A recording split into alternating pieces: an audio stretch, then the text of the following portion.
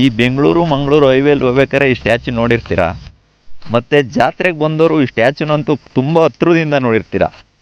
ಆದರೆ ಈ ಸ್ಟ್ಯಾಚು ಮಾಡಿರೋರು ಯಾರು ಗೊತ್ತಾ? ಗೊತ್ತಾಗಬೇಕು ಅಂದರೆ ಈ ವಿಡಿಯೋ ಫುಲ್ಲು ನೋಡಿ. ನೋಡೋದಷ್ಟೇ ಎಲ್ಲ ಸಪೋರ್ಟ್ ಮಾಡಿ ಫ್ರೆಂಡ್ಸ್. ಬನ್ನಿ, ಇವತ್ತು ನಮ್ಮೂರಲ್ಲಿ ಒಂದು ತುಂಬ ಅದ್ಭುತವಾದ ಅಂದರೆ ಹೇಳೋಕ್ಕಾಗಲ್ಲ, ನೋಡೋಕ್ಕೆ ಕಣ್ಗಳೇ ಸಾಲ್ತಾ ಇಲ್ಲ, ಆ ಥರ ಗೋಪುರ ಮೂಡ್ ಬಂದಿದೆ. ಅದನ್ನು ಮೂಡಿಸ್ಕೊಟ್ಟವಂಥವ್ರು ನಮ್ಮ ಕಲೆಗಾರರು ಇಲ್ಲೇ ಇದ್ದಾರೆ. ಅವ್ರು ಏನು ಹೇಳ್ತಾರೆ ಈ ಗೋಪುರದ ಬಗ್ಗೆ, ಏನು ಪ್ರೇರಣೆ ಸಿಕ್ತು, ಈ ಕೆಲಸ ಎಷ್ಟು ಬೇಗ ಮುಗಿಸಿದರೆ ಅಂತ ಕೇಳೋಣ ಬನ್ನಿ. ಅಣ್ಣ, ನಿಮ್ಮ ಹೆಸರು? ಎಲ್ರಿಗೂ ನಮಸ್ಕಾರ. ನನ್ನ ಹೆಸರು ಜೀವನ್ ಅಂತೇಳಿ, ಮೂಲತಃ ಶಿವಮೊಗ್ಗದವರು. ಈ ಒಂದು ಮಹಾದ್ವಾರವನ್ನು ನಿರ್ಮಾಣ ಮಾಡಲಿಕ್ಕೆ ತುಂಬ ಕಡಿಮೆ ಸಮಯದಲ್ಲಿ ನಾವು ನಿರ್ಮಾಣ ಮಾಡಿದ್ದೀವಿ. ಎಲ್ಲ ಕಾಂಕ್ರೀಟಲ್ಲಿ ರೆಡಿಯಾಗಿರೋವಂಥದ್ದು. ತುಂಬ ಸ್ಪೆಷಲಾಗಿ ಹೇಳಬೇಕು ಅಂದರೆ ಎಲ್ಲ ಮೂರ್ತಿಗಳು ಪ್ರತಿಯೊಂದನ್ನು ನಾವು ಕಾಂಕ್ರೀಟಲ್ಲಿ ನಿರ್ಮಾಣ ಮಾಡಿದ್ದೀವಿ. ಅತಿ ಕಡಿಮೆ ಸಮಯ ಅಂದರೆ ಒಂದು 15 ದಿನಗಳ ಕೆಳಗಡೆ ನೀವು ನೋಡಿದರೆ ಬರೀ ಸ್ಲ್ಯಾಬ್ಗಳಿತ್ತು, ಅಂದರೆ ಪಿಲ್ಲರ್ಗಳು ಮತ್ತು ಅಡ್ಡ ಸ್ಲ್ಯಾಬ್ ಹಾಕಿತ್ತು. 15ರಿಂದ 20 ದಿನದಲ್ಲಿ ನಾವು ಟೋಟಲ್ ಈ ಪ್ರಾಜೆಕ್ಟ್ನ ಈಗ ಕಂಪ್ಲೀಟ್ ಮಾಡಿದ್ದೀವಿ. ಸುಮಾರು ಒಂದು 3-3.5 ತಿಂಗಳ ಕಾಲ ಇದ್ರದ್ದು ಹೋಮ್ವರ್ಕ್ ವಿಗ್ರಹಗಳನ್ನ ಅದೆಲ್ಲ ನಾವು ಶಿವಮೊಗ್ಗದಲ್ಲಿ ರೆಡಿ ಮಾಡಿರ್ತೀವಿ.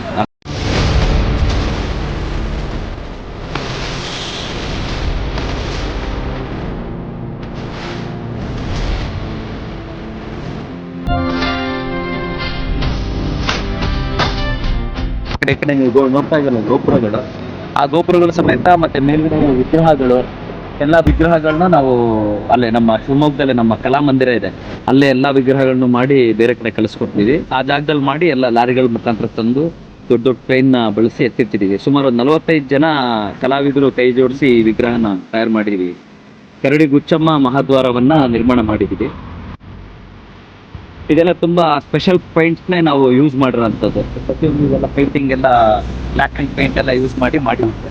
ಬನ್ನಿ ಹಂಗೆ ಲೋನ್. ಮತ್ತೆ ಇದೇನು ಕರಡಿ ಸ್ಪೆಷಲ್ ಏನಿದೆ? ಈ ಕರಡಿ ಗುಚ್ಚಮ್ಮ ದೇವಸ್ಥಾನ ಎಲ್ಲ ಕರಡಿಗಳು ಬಹಳ ಬಂದ್ಬಿಡೋದಂತೆ. ಅದಕ್ಕೇನೆ ಕರಡಿಗಳನ್ನ ಮಾಡಿಸಿದ್ದಾರೆ. ಸಾರ್ ಹೇಳಿ ಏನಂತಾರ ಅಂತಿದ್ದಾರೆ. ಇಲ್ಲಿ ಕಮಿಟಿ ಅವರು ಎಲ್ಲ ಬಹಳ ಸಹಕಾರ ಮಾಡಿ ಮಾಡಿಸಿದ್ದಾರೆ. 2 ಕರಡಿ, ಆ ಕಡೆ ಒಂದು ಈ ಕಡೆ ಒಂದು. ಮತ್ತೆ ಗಣಪತಿ ಇದೆ, ಗಣಪತಿ. ಮತ್ತೆ ಇಲ್ಲಿ ಸುಬ್ರಹ್ಮಣ್ಯ ಒಂದು 8 ಅಡಿ ಎತ್ತರ ಇದೆ ವಿಗ್ರಹ. ಮತ್ತೆ ನೀವು ಹಂಗೆ ಹಿಂದೆ ಬಂದ್ರೆ ಇಲ್ಲಿ ವಿಗ್ರಹ ನೋಡ್ತಿರಲ್ಲ, ಒಂದೊಂದು ವಿಗ್ರಹ ಅದು 23 ಅಡಿ ಹೈಟ್ ಇದೆ. ಶಿವಂದು 23 ಅಡಿ ಎತ್ತರ ಇದೆ ಶಿವ. ಪಾರ್ವತಿ 21 ಅಡಿ ಇದೆ. ಮೊದಲು ಸಿನಿಮಾ ಪ್ಲಾನಿಂಗ್ ಅಲ್ಲಿ ಇರ್ಲಿವಲ್ಲ, ಈಗ ಹೆಂಗ್ ಉದ್ಭವ ಆಯ್ತು ಮತ್ತೆ ಯಾಕೆ ಮಾಡಿದ್ರ? ಅದಂಗೆ ಸಡನ್ ಪ್ಲಾನಿಂಗ್ ಆಯ್ತು. ಮ್ಯಾಚ್ ಆಗ್ತಾ ಇರಲಿಲ್ಲ, ಅಂದ್ರೆ ನಮ್ಗೆ ಇನ್ನೂ ಸ್ವಲ್ಪ ಏನೋ ಬೇಕು ಅನ್ಸೋದು. ಹೌದೌದು, ತುಂಬಾ ದೊಡ್ಡ ಸ್ಪೇಸ್ ಇರೋದ್ರಿಂದ. ಇದು ನೆಲದಿಂದ ಮೇಲ್ ತುದಿಗೆ 51 ಅಡಿ ಎತ್ತರ ಇದೆ. ಅಗಲ ಬಂದ್ಬಿಟ್ಟು 66 ಅಡಿ ಇದೆ ಅಗಲ. ಹೌದೌದು. ಹಾಗಾಗಿ ಆ ಥರ ಪ್ಲಾನಿಂಗ್ ಅಲ್ಲಿ ನಮ್ಗೆ ಇನ್ನೂ ಸ್ವಲ್ಪ ಅಲ್ಲಿ ತಾಯಿಯ ವಾಹನ ಬೇಕು ಅಂತ ಅನ್ನಿಸ್ತು. ಸಿಂಹ ವಾಹನ ಅಲ್ವಾ ಅಮ್ಮನಿಗೆ, ಹೌದೌದು, ಬೇಕು ಅಂತ ಹೇಳಿ ಸಾಕಷ್ಟು ಜನ ಸಲಹೆ ಕೊಟ್ಟರು. ಹಾಗಾಗಿ ಇಮಿಡಿಯೇಟ್ ಆಗಿ ಅದನ್ನು ಒಂದು ರೆಡಿ ಮಾಡಿದ್ವಿ. ಅದು ಎಷ್ಟು ದಿನದೊಳಗಡೆ ಮಾಡಿದಿರಾ? ಸಿಂಹ ಒಂದು ಇಲ್ಲ, ತುಂಬ ಕಡಿಮೆ ಸಮಯದಲ್ಲೇ ಮಾಡಿದ್ವಿ, 1 ವಾರದಲ್ಲೇ ಮಾಡಿದ್ವಿ. ಅದಕ್ಕೆಲ್ಲ ಕ್ಯೂರಿಂಗ್ಲೆಸ್ ಪೌಡ್ರನ್ನೆಲ್ಲ ಯೂಸ್ ಮಾಡಿ, ಆ ಪೈಂಟ್ ಎಲ್ಲ ಯಾವ ಥರ ಹಿಡಿಬೇಕು, ಸ್ವಲ್ಪ ಪರ್ಮನೆಂಟ್ ಇರಬೇಕಲ್ಲ, ನಮ್ಗೆ ಲಾಂಗ್ ಇರಬೇಕು, ಅದನ್ನೆಲ್ಲ ತುಂಬ ಶಾರ್ಟ್ ಟೈಮಲ್ಲೇ ಒಳ್ಳೆ ಸದೃಢವಾಗಿ ನಿರ್ಮಾಣ ಮಾಡಿದ್ವಿ. ಓಕೆ. ಮತ್ತೆ ಎಷ್ಟು ಲೇಬರ್ ಇದ್ದಾರೆ ನಿಮ್ಮಲ್ಲಿ? 50 ಜನ ಕೆಲಸ ಮಾಡ್ತಾ ಇದ್ದಾರೆ ಇವಾಗ ಪ್ರೆಸೆಂಟ್. 50 ಜನದಲ್ಲಿ ಈಗ ಪ್ರೆಸೆಂಟ್ ಇಲ್ಲಿ 23 ಜನ ಇವತ್ತು ಮಾಡ್ತಾ ಇದ್ದಾರೆ. ಎಲ್ಲ ಮೊನ್ನೆಲ್ಲ ಊರಿಗೆ ಹೋಗಿದ್ದಾರೆ. ಈಗೆಲ್ಲ ಫೈನಲ್ ಟಚ್ ಅಪ್ ಮುಗಿಸ್ತಾ ಇದ್ದೀವಿ.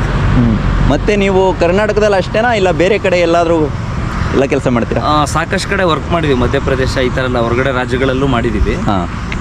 ನಮ್ಮ ಬೆಂಗಳೂರಲ್ಲಿ ರಾಜಾಜಿನಗರ ರಾಮ ಮಂದಿರ ಟೆಂಪಲ್ 63 ಅಡಿದು ರಾಮಂದು ಪ್ರತಿಮೆ ಮಾಡಿದ್ದೀವಿ.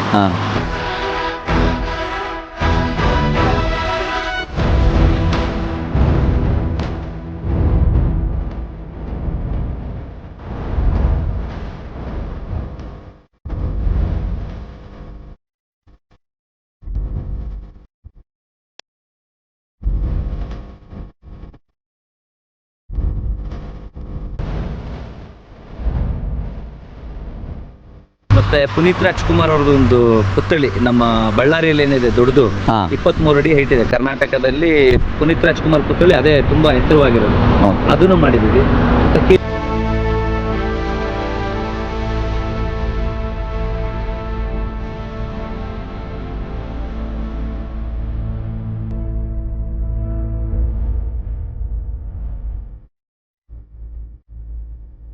KGF 2 ಅಲ್ಲಿ ಯಶೋವರ್ಧೆ ಪ್ರತಿಮೆ, ಅಂದ್ರೆ ವೀರ್ಗಲ್ಲು ಭೂಮಿ ತೆಗಿತಾರಲ್ಲ, ಅಂಥವನ ಬಗ್ಗೆ ಈ ಪುಸ್ತಕ ಬರೆದಿದ್ದೇನೆ. ಆದ್ರೆ ಇದು ಕಲ್ಪನೆ ಅಲ್ಲ, ನಿಜ ಅಂತ ತೋರಿಸೋದಕ್ಕೆ ಪ್ರಪಂಚದಲ್ಲಿ ಒಂದೇ ದಾಖಲೆ ಇದೆ. ಮಣ್ಣಲ್ಲಿ ಮುಚ್ಚೋಗಿರೋ ನೀರ್ಗಲ್ಲು. ನೀರ್ಗಲ್ಲ.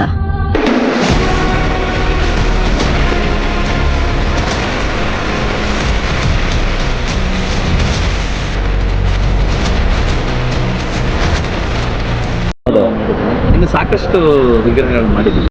ಮಹಾಭಾರತ ಬಗ್ಗೆ ಮಾಹಿತಿ ನೀಡಿದ ಶಿಲ್ಪಿಗಳಿಗೆ ಧನ್ಯವಾದಗಳನ್ನು ಹೇಳುತ್ತಾ ಈ ಸಂಪೂರ್ಣ ವಿಡಿಯೋ ನೋಡಿದ ನಿಮಗೂ ಧನ್ಯವಾದಗಳು. ನನ್ನ ಮುಂದಿನ ಪಯಣ ಶುರುವಾಗಿದ್ದು ದೇವಿಯ ಇತಿಹಾಸ ತಿಳಿಯಲು. ಈ ತಾಯಿಯ ಸಂಪೂರ್ಣ ಇತಿಹಾಸವನ್ನು ತಿಳಿದುಕೊಳ್ಳಲು ನನ್ನ ಯೂಟ್ಯೂಬ್ ಚಾನಲನ್ನು ಸಬ್ಸ್ಕ್ರೈಬ್ ಮಾಡಿ.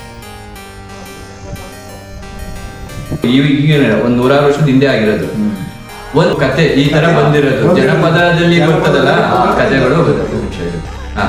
ಈ ಸಂಪೂರ್ಣ ವಿಡಿಯೋ ನಿಮಗಾಗಿ ಆದಷ್ಟು ಬೇಗ ಬರುವುದು. ದಯವಿಟ್ಟು ಯೂಟ್ಯೂಬ್ ಚಾನಲನ್ನು ಸಬ್ಸ್ಕ್ರೈಬ್ ಮಾಡಿ ಹಾಗೂ ನಿಮ್ಮ ಸ್ನೇಹಿತರಿಗೆ ಶೇರ್ ಮಾಡಿ.